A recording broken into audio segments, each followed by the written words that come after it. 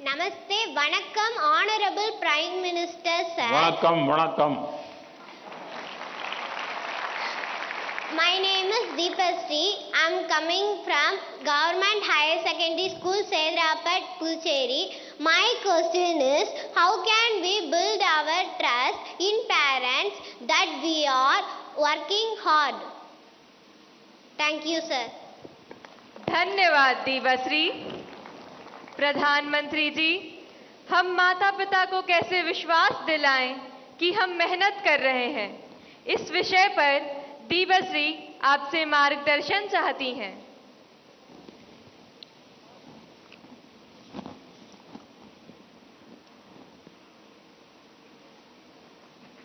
आपने सवाल पूछा है, लेकिन सवाल के पीछे दूसरा सवाल है आपके मन में, जो आप पूछ नहीं रही है। दूसरा सवाल यह है कि पूरे परिवार में मिसट्रस्ट है, ट्रस्ट डेफिसिट है, और ये यानी आपकी बहुत अच्छी परिस्थिति को आपने पकड़ा है। आपने उसको प्रस्तुत तो ऐसे किया घर में कोई नाराज न हो जाए, लेकिन ये सोचने का विषय है टीचर के लिए भी और पेरेंट्स के लिए भी, कि ऐसा क्या कारण है कि हम ट्रस्ट डेफिसिट पारिवारिक जीवन में अनुभव कर रहे हैं।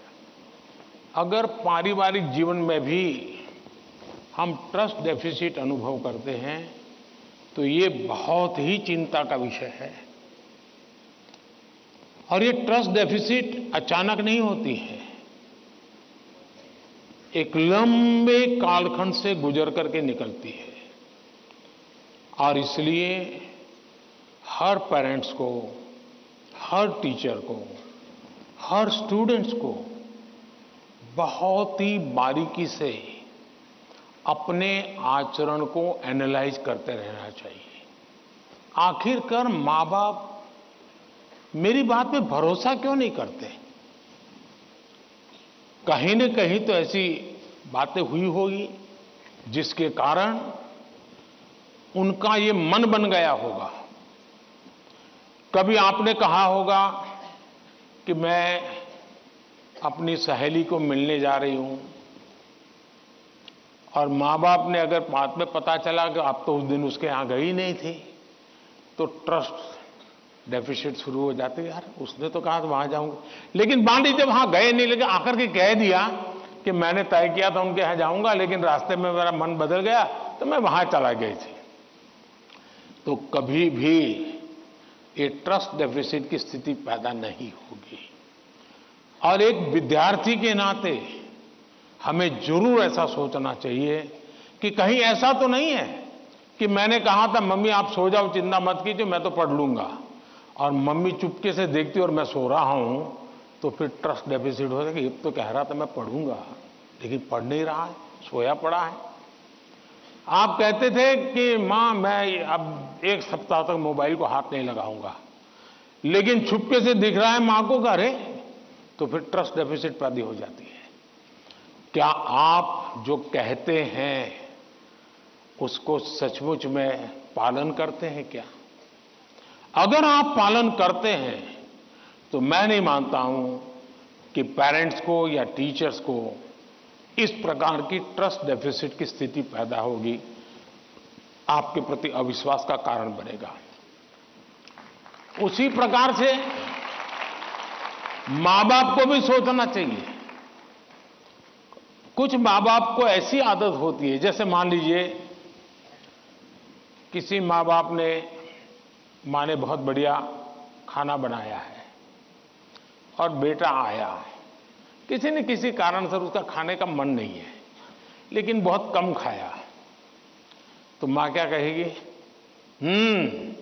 जरूर कहीं खा करके आए होंगे, जरूर किसी के घर में पेट में भर करके आए होंगे। तो फिर उसको चोट पहुंचती है, फिर वो सच बोलता नहीं है। फिर मां को ठीक रखने के लिए, ठीक है चलो अच्छा लगे बुरा लगे, मैं जितना मुंह में डाल, पोस्ट ऑफिस में डालता हूं डाल दूंगा।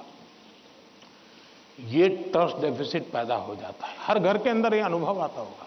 आपको माताजी ने, पिताजी ने मानो आपको पैसे दिए और आपको कहा 1 महीने का तुम्हारा ये 100 रुपया तुम्हें देते पॉकेट का, और फिर हर तीसरे दिन पूछते हैं वो 100 रुपये का कह दिया। अरे भाई तुमने 30 दिन के लिए दिया है ना, दूसरा मांगने तो आया नहीं तुम्हारे पास, तो भरोसा करो ना।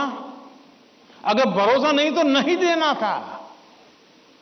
ज्यादातर मां बाप के केस में ऐसा होता है, रोज पूछते हैं अच्छा वो 100 रुपया, हाँ कोई ये तो पूछ सकता है, पूछने का तरीका होता है। कोई कहे बेटा उस दिन पैसे नहीं थे, तुम्हें 100 ही रुपये दिए थे, तुम चिंता मत करना, जरूरत पड़े तो कह देना। तो उस बेटे को लगा नहीं नहीं मेरे माता पिता ने मुझे 100 रुपया, देखो ये आपकी पसंद की बात आई तो ताली बजाते हो आप लोग।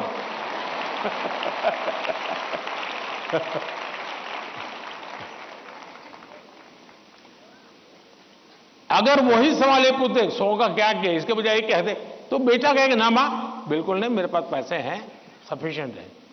यानी हमारा एक दूसरे के बीच बात करने का तरीका कैसा है, ये चीजें सामान्य जीवन में जो अनुभव आती हैं वो फिर धीरे धीरे धीरे एजुकेशन सिस्टम के साथ रोजमर्रा की हमारी अपेक्षाएं होती है, उसके टकराव में कन्वर्ट हो जाती है।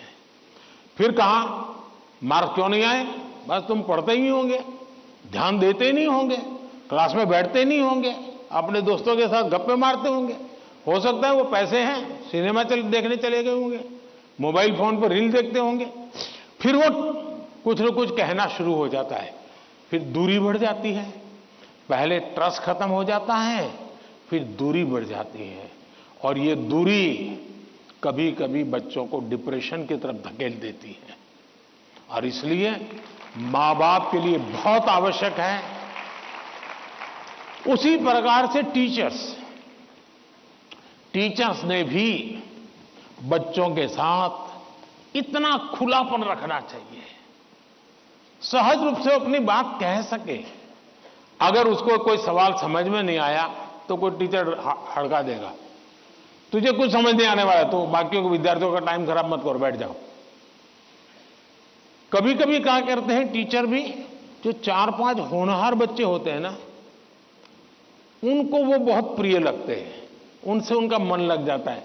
बाकी क्लास में 20 बच्चे हैं, 30 बच्चे हैं, वो जाने उनका नसीब जाने, ये 2-4 में अपना मन लगा देते हैं, सब चीजें वाहवाही उन्हीं की करते रहते हैं, वही रिजल्ट देकर गए।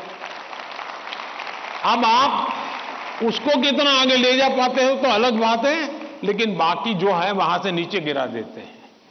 और इसलिए कृपा करके आपके लिए सभी स्टूडेंट समान होने चाहिए, सबके साथ इक्वली। हाँ, जो तेज होगा वो अपने आप में से जो अमृत है वो ले लेगा, लेकिन जिसको सबसे ज्यादा जरूरत है उसके प्रति अगर आप सिंपैथेटिक, और उसमें भी मैं मानता हूं उसके गुणों की तारीफ कीजिए। कभी कभी एक बच्चा बिल्कुल वीक है पढ़ने में, लेकिन उसके हैंड राइटिंग अच्छे है, तो उसके सीट पे जाकर के अरे यार क्या बढ़िया लिखते हो तुम, कितने हैंड राइटिंग तुम्हारे अच्छे हैं, क्या स्मार्टनेस है तुम्हारी।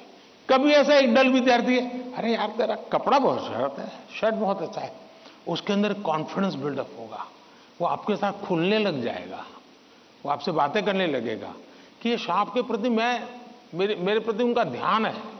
अगर ये सहज वातावरण बन जाएगा तो मैं नहीं मानता हूं कि, लेकिन ये विद्यार्थियों का भी उतना ही दायित्व है, हमें आत्मचिंतन करना चाहिए कि मेरी ऐसी कौन सी बातें थी जिसने मेरे घर के लोगों का मुझ पर से भरोसा उठ गया।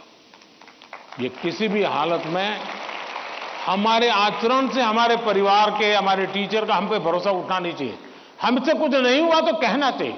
दूसरा मुझे लगता है कि परिवार में एक प्रयोग कर सकते हैं।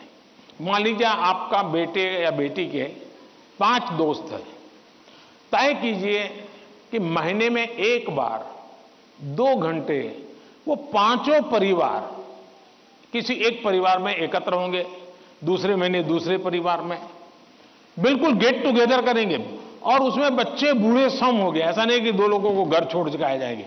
80 साल के माँ बाप भी अगर फिजिकली फिट है आ सकते हैं, उनको भी लेके आइए। और फिर तय कीजिए कि आज वो तो तीसरे नंबर का दोस्त है, उसकी माताजी एक कोई पॉजिटिव बुक पढ़ करके उसकी कथा सुनाएगी। अगले बार तय किए जो 4 नंबर का दोस्त है उसके पिताजी एक कोई पॉजिटिव मूवी देखा होगा तो उसकी कथा सुनाएंगे।